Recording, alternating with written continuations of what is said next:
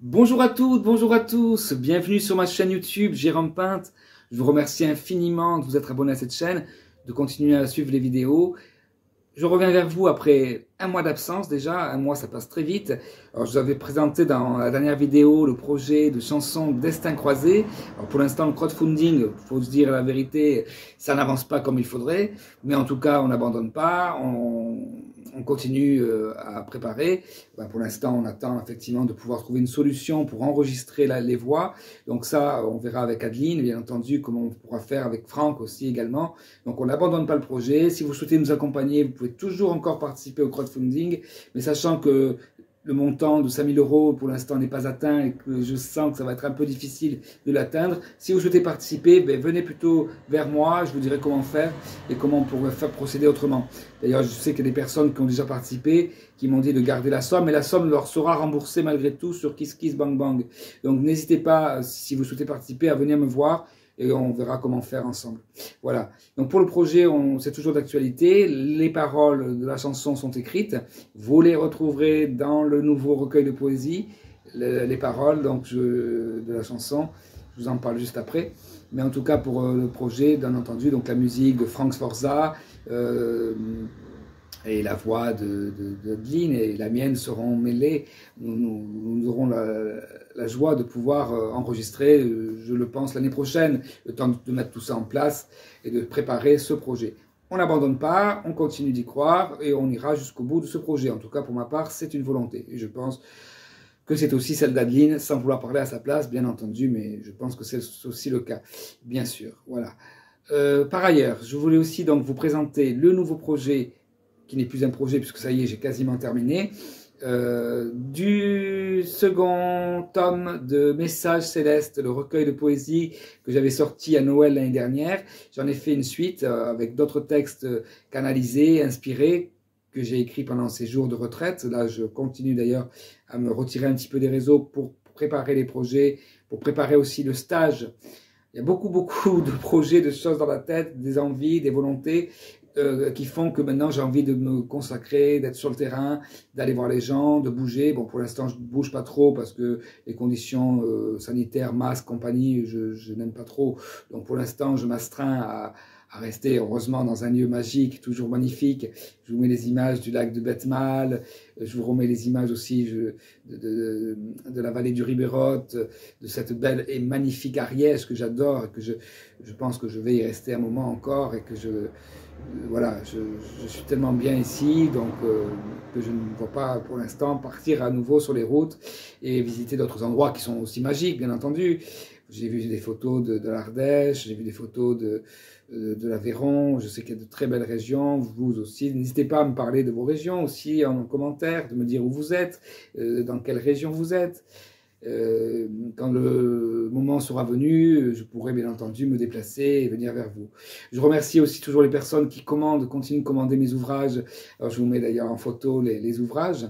Donc il y aura le nouveau, Message Céleste 2, je vous mets la couverture, voilà. Et je vous dirai en début novembre comment le commander, ce sera très simple. Hein. Là, cette vidéo là que je suis en train de tourner, que je vais mettre sur ma chaîne YouTube juste après, que vous verrez, je ne vais pas la partager volontairement, je vais juste la mettre sur la chaîne et puis les personnes qui passeront sur la chaîne la verront. Je ne vais pas du tout la partager. J'ai envie de faire différemment maintenant, de ne pas courir après les gens. Si les gens ont envie de venir me voir, qu'ils viennent me voir. Si les gens ont envie de m'appeler, qu'ils m'appellent. Si les gens ont envie de... Voilà. C'est ainsi maintenant que je procède. D'ailleurs, j'ai vécu ces derniers mois des ruptures avec des personnes de mon entourage proche, de ma famille. Mais c'est pareil, il ne faut pas courir après. Ce sont des fins de contrat d'âme. Je l'ai vu il n'y a pas longtemps, d'ailleurs, sur une chaîne ou sur une page, je ne sais plus trop, quelqu'un qui parlait de ça, justement, qui disait que nous rencontrons des personnes et il se peut qu'à un moment donné, le contrat d'âme se termine. Donc, il ne faut pas du tout chercher à poursuivre... à continuer si c'est fini, quoi, hein, que ce soit une relation amoureuse, relation amicale, relation familiale, ne pas courir après, et voilà. Alors pour ma part aussi, là je suis en train aussi de préparer un programme aussi de refondement de mon corps, si je puis dire, refondement, je ne sais pas si c'est le terme approprié, mais en tout cas de me reprendre soin de mon corps, parce que j'ai fait quelques excès, je l'avoue, je le confesse, pardonnez-moi mes frères, je plaisante.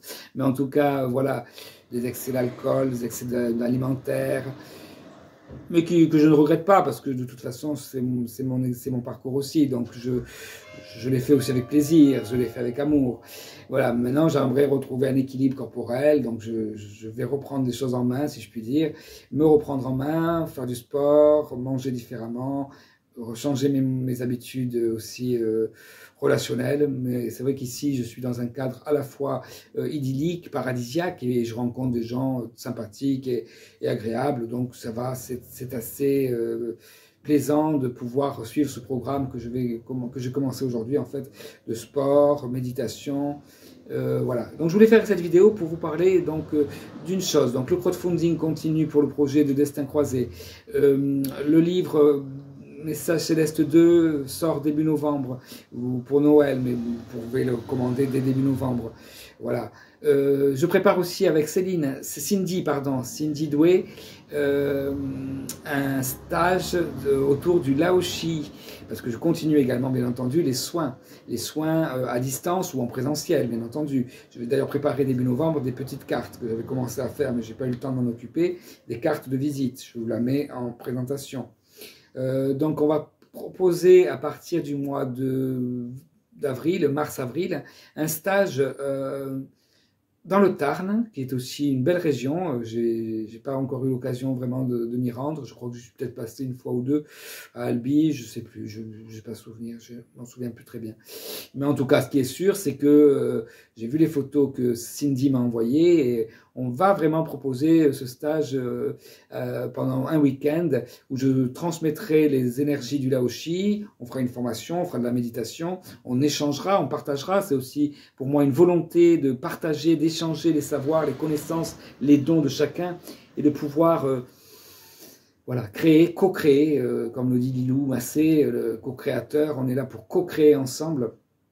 Et j'aime cette idée-là, justement, de se retrouver et de partager. J'ai envie de ça, j'ai envie de bouger, de voyager, je suis dans une énergie vraiment de transformation, et j'ai envie de transmettre ces énergies-là. Je remercie d'ailleurs les personnes qui me font confiance, que j'accompagne dans les soins, en région parisienne, dans le sud, dans toute la France, même à La Réunion, toutes les personnes que j'ai pu accompagner, que j'accompagne encore, et qui me font confiance. Merci infiniment pour cette confiance-là.